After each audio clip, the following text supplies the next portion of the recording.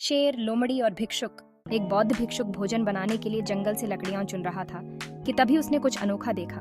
कितना अजीब है ये, उसने बिना पैरों की लोमड़ी को देखते हुए मन ही मन सोचा। आखिर इस हालत में ये जिंदा कैसे है? उसे आश्चर्य हुआ और ऊपर से ये बिल्कुल स्वस्थ है। वह अपने ख्यालों में खोया हुआ था कि अचानक चारों तरफ अफरा तफरी मचने लगी। जंगल का राजा शेर उस तरफ आ रहा था। भिक्षुक भी तेजी दिखाते हुए एक ऊंचे पेड़ पर चढ़ गया और वहीं से सब कुछ देखने लगा।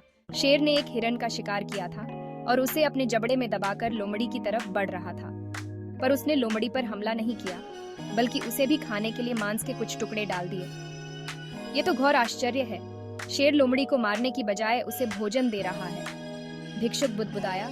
उसे अपनी आंखों पर भरोसा नहीं हो रहा था, इसलिए वह अगले दिन फिर वहीं आया और छिपकर शेर का इंतजार करने लगा। आज भी वैसा ही हुआ। शेर ने अपने शिकार का कुछ हिस्सा लोमड़ी के सामने डाल दिया। यह भगवान के होने का प्रमाण है, भिक्षुक ने अपने आप से कहा। वह जिसे पैदा करता है उसकी रोटी का भी इंतजाम कर देता है। आज से इस लोमड़ी की तरह मैं भी ऊपर वाले की दया पर जीऊंगा। ईश्वर मेरे भी भोजन की व्यवस्था करेगा। और ऐसा सोचते हुए वह एक वीरान जगह पर जाकर एक पेड़ के नीचे बैठ गया। पहला दिन बीता, पर कोई वहां नहीं आया। दूसरे दिन भी कुछ लोग उधर से गुजर गए, पर भिक्षुक की तरफ किसी ने ध्यान नहीं दिया। इधर बिना कुछ खाए पिए वह कमजोर होता जा रहा था। इसी तरह कुछ और दिन बीत गए। अब तो उसकी रही सही ताकत भी खत्म हो गई।